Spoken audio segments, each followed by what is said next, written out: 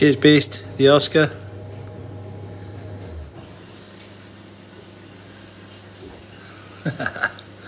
Thank you.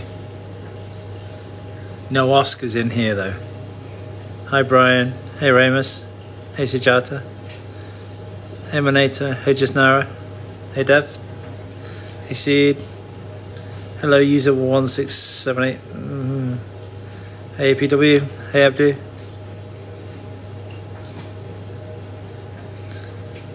Hey Golapam. Hey Radius Burger.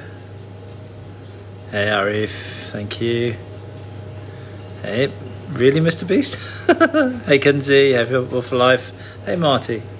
Hey Pippa Televising. Hey Brand Afri. Hey English Withling. Hey Gorgeous in 360. Hey Vasil. Hey, it's your Zach. Hey Frankie Bungle. Hey Long Longs. What up LSC? Hey Jess King. Hey DB63667. Hey No Mercy. Hey Shazri. Hey, thanks for the share. Hey Marshalls. Hey Jade. Hey Mibzan. Miss Barney, sorry. Hey Vanessa. Hey Father and Son. Hey Mix. Hey Carrie.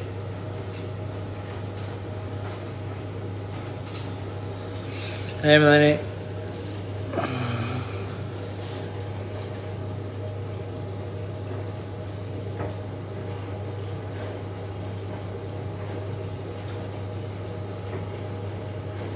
Oops. Maybe not. Oh no. Hey, there we go. Hey, Melanie.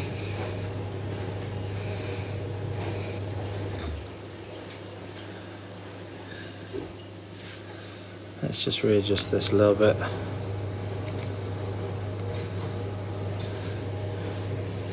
So tonight the guys have got a spirulina tablet, and the shrimpies absolutely love these things. Give it a little bit of a while, the thing will be absolutely covered in them. These are blue diamond Neocardinas.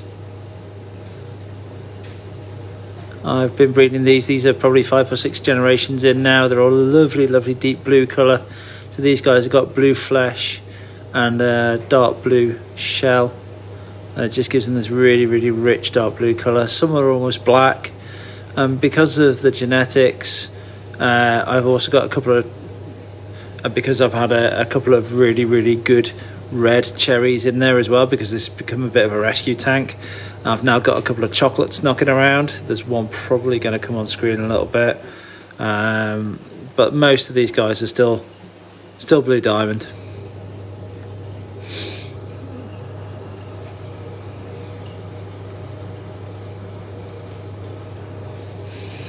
You can see the big, I say big, she's tiny really, but the boss female White Cloud Mountain minnow keeps going past. She's lovely. Again, all the White Cloud Mountain minnows in this tank are ones I've bred myself, and they're great. They keep the pests down in the shrimp tank. I am going to remove them shortly though, just because I don't want them eating shrimp eggs, and I've got a few buried females knocking around in there. There's one actually just come onto the tablet now at the back there. She's got eggs. She's buried, as we say. But yeah, the little minnows are great. I had Hydra in this tank. The minnows dealt with all that. I had some flatworms in here. The minnows dealt with that as well. There's little... I had some neon yellows, and I struggled to keep neon yellows pure. They seem to have mostly gone to a wild type, but you can still see the yellow stripe down their back.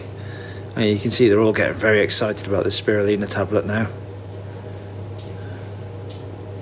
I find these don't really pollute the water very much. I can give them one of these maybe once or twice a week, and they really seem to like it. They're also quite handy as well if I want to do some culling, if I want to remove shrimps. I can put one of these at the front of the tank, and it makes it very, very easy just to get in there with the 3D net and scoop one out. They're pretty cool, and they're on a catappa leaf. I always have catappa leaves in the tank.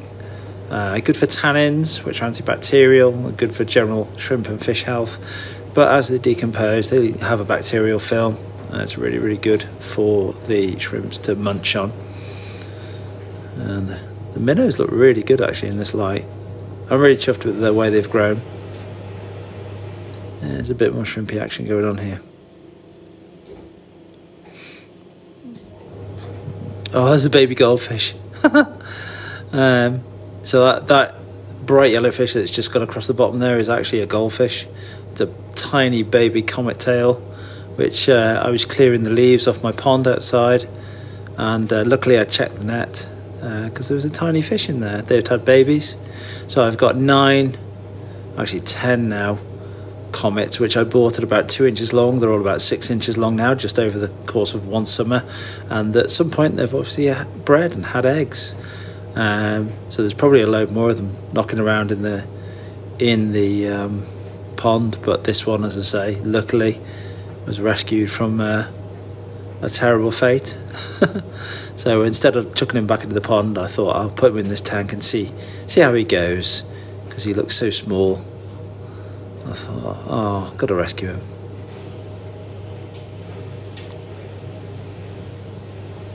So the tablet's starting to disintegrate now. What I find is as it kind of disintegrates, it goes a little bit fluffy.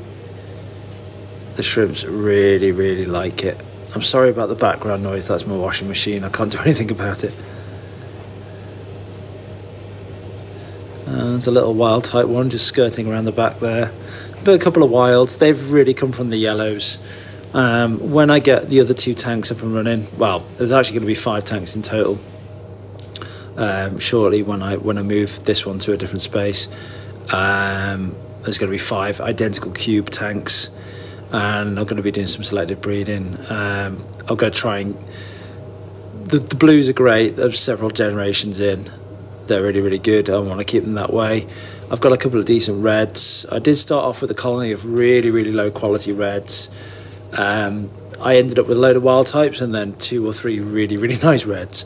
So, and luckily one's a female and 2 males. So I'm going to see if I can get anything from the red ones, which are just staying just slightly out of shot. Let me just move the camera slightly. See if you can see them. Oh, there's one of the male reds. They're not the best. He's not the best of quality. Where's the female? Really good one. Oh, she's gone. So that's the tablet there. There's one hanging out there. There's the goldfish. Guys, what are you doing hanging out here? There's a live by the food tablet. Come on. These guys are really, really, really dark blue. They're almost at the point where the blue's so dark they're kind of gone past being a good quality blue diamond. Oh, there's a chocolatey one. It's actually, I think that's a female, and really, really nice, good quality, really big. So I might maybe see if I can get a line of chocolates going as well. Let's just put this back on the food tablet and see who comes to eat. The minnows don't really bother the shrimps at all. They probably peck at the babies, but when in day to day, they don't really harass them. They just kind of. I think the shrimps are probably too big for the minnows to want to eat, and they probably see them as either competitors or they just don't even register at all. I don't really see any kind of biting at them or. Any bad behaviour. That one's cleaning its tail. That's always so cute when they do that. Hey guys.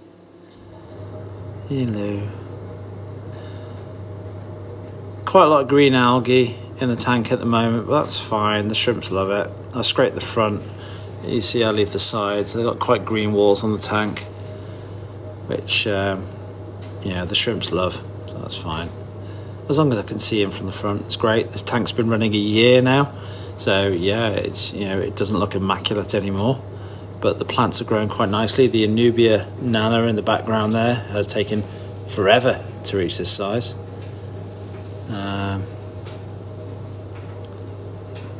But again, that's really, really slow growing.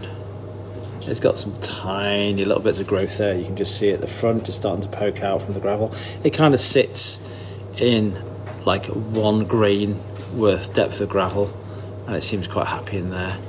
Oh, a tiny little male minnow coming in for He's a tiny little guy. And the slightly bigger one, there's 2 generations of babies and baby minnows in here. The bigger ones are just starting to flash their fins a bit, but there's a couple of really small guys in there as well. There's the little shrimpies. Everyone seems so happy.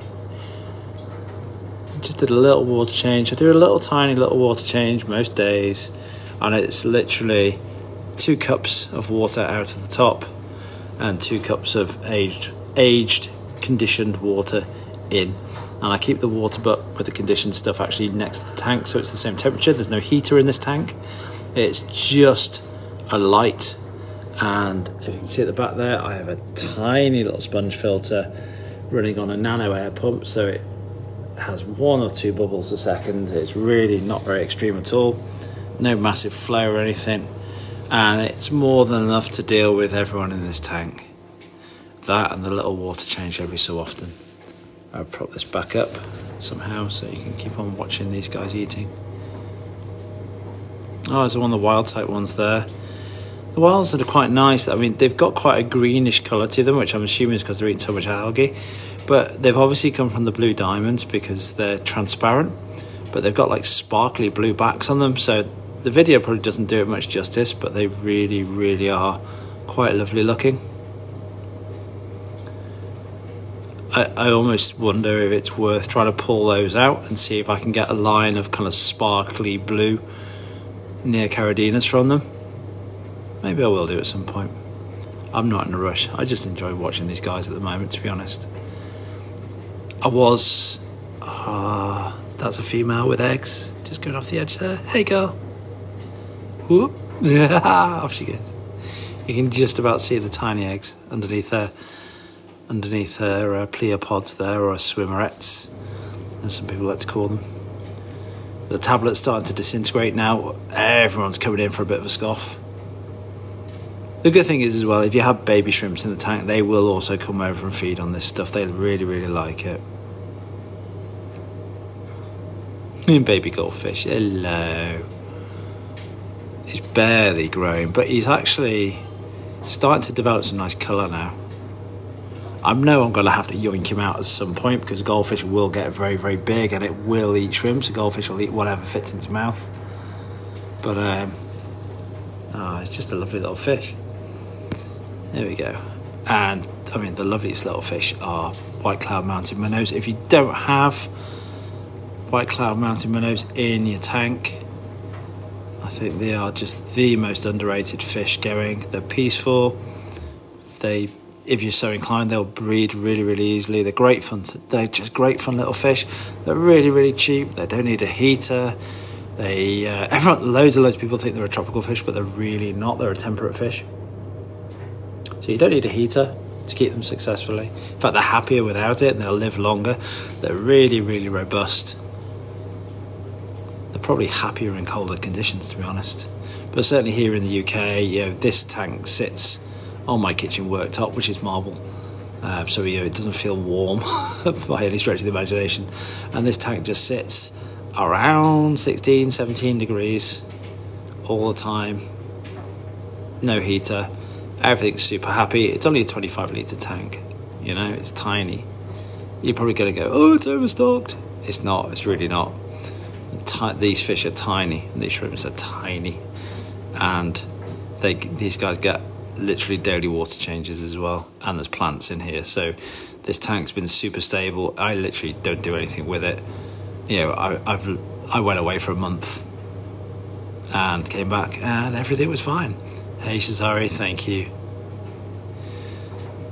So it's about as simple as it gets. There's nothing fancy. There's no fancy substrate. It was black gravel. It's kind of gone multicoloured with age over a year. It's some plant pots from the garden centre. It's an Anubias, which I pulled off from another Anubias that I had. It was just a little cutting. And then some plants which I bought, which had red foliage, and they're still trying to be red. I don't run CO2 or anything fancy like that, so I know that really they're not going to stay red. When I originally planted this tank up, they were really red, and with the blue shrimps, it looked amazing. I might trim just to see what happens, but really it's It's just a happy little tank. It doesn't demand a lot. There's another little wild type that's come from the yellows there. There's a little red male. There's a really, really good red female in here somewhere. And she's like the fire red, so she's got a deep red body with that kind of fluorescent red stripe down the back of it. Down the back of the body. And it's a female. So I know that I can probably get them to breed. Because my last reds were pretty low quality, and when they did breed I got a load of wild types, and then I got like these 3 really good ones out of it, so they're obviously the genetics are better. Nice little bit of fin flashing there from that little minnow. The minnows quite like the spirulina as well. Again, they'll eat pretty much anything. They're really, really cool. They like tropical flake, they like cold water flake, they like koi food. I'm contemplating in the summer seeing how some of these guys get on in our pond outside, because I've got loads of them and they keep breeding. So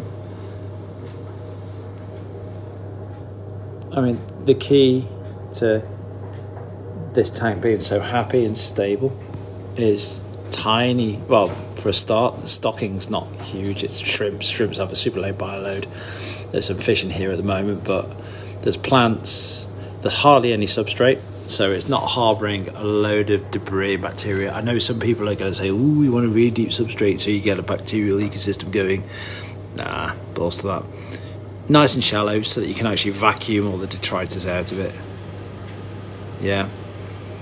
So periodically I'll go in there and just with a tube, nothing fancy, just a bit of tubing, and I'll get a siphon going and I'll wiggle it around and I'll just suck all the fish poo and the mulm that builds up underneath it. You can see a little bit there. I actually clean it out, vacuum it out. Yeah, periodically. But because there's so little here, shrimps don't poo a lot. There's a little green one there, that's quite cute. Shrimps don't poo a lot. The fish do, the shrimps eat it anyway. So keep it clean. I scrape the front glass, I never scrape the sides of the back. There has been a little population of snails going in here, but I've actually crushed a lot of them. It got a bit silly, the snail population. Red and blue, nice. And it's just a happy little tank. Hello. What's that you having? Did you want anything left? It's in.